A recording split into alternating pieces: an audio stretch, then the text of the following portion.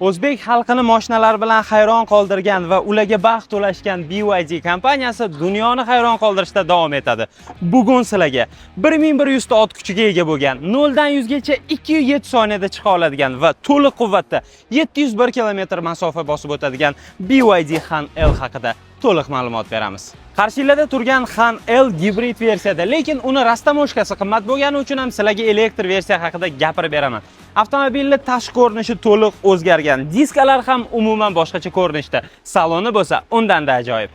Han L'ning saloni umuman o'zgacha ko'rinishda. Markazda 15 dyumli multimedia displeyi, head-up displey, uskunalar paneli, rulning orqasida lipistoklar o'rnatilgan. Selektor rulning orqasiga ko'chgan.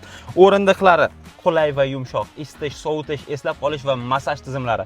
Hattoki barning ichida xolodilnik ham o'rnatib qo'yishgan.